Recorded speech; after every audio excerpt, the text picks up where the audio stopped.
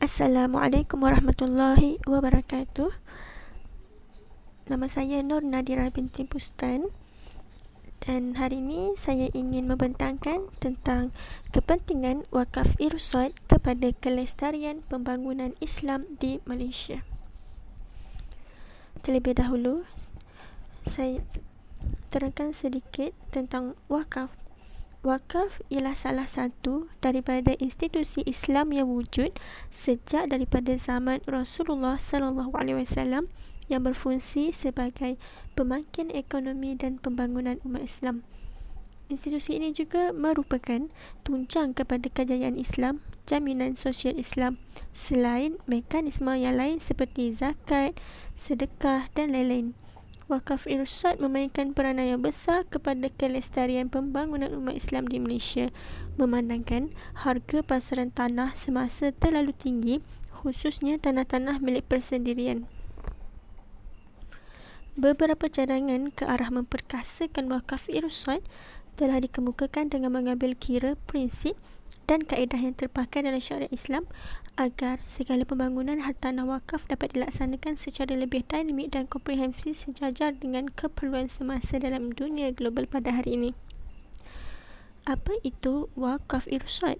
Wakaf irsyad berasal daripada dua perkataan Arab iaitu waqaf dan irsyad yang merujuk kepada pewakafan harta daripada pihak pemerintah, badan-badan atau organisasi tertentu.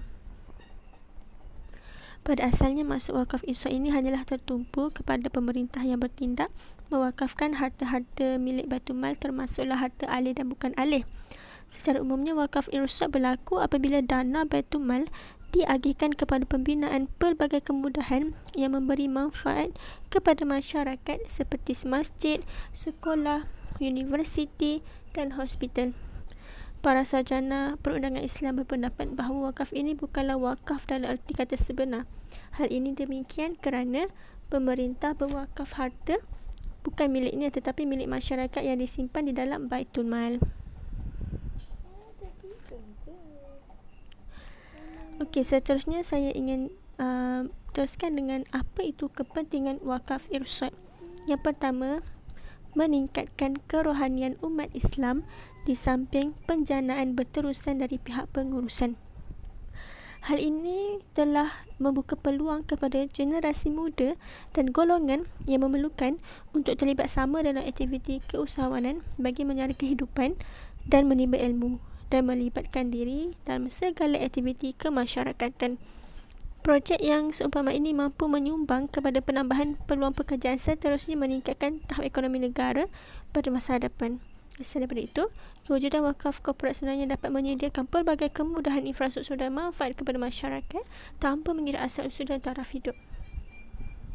Seterusnya, menyediakan keperluan asas iaitu tempat tinggal.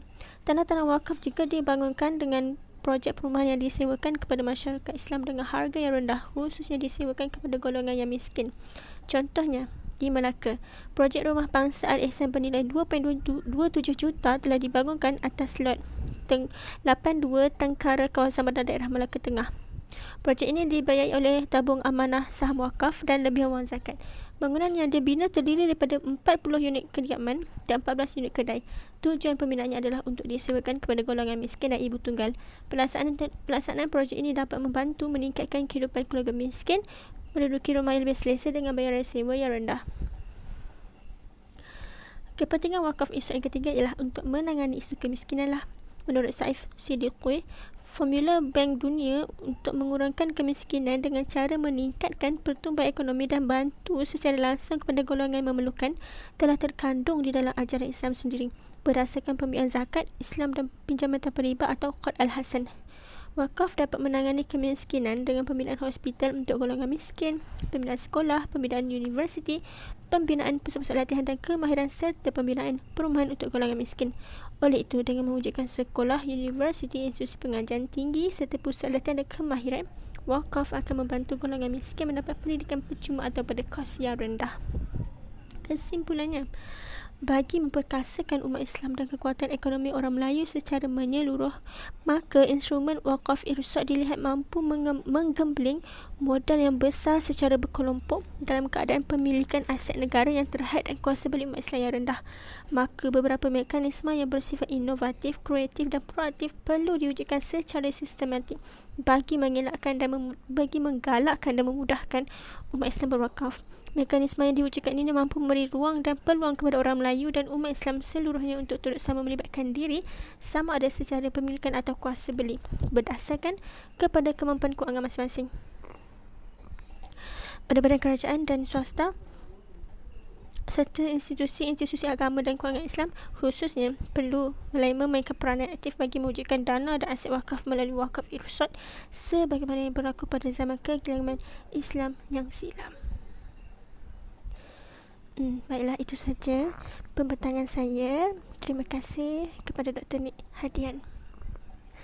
Terima kasih Doktor. Sekian saja. Terima kasih.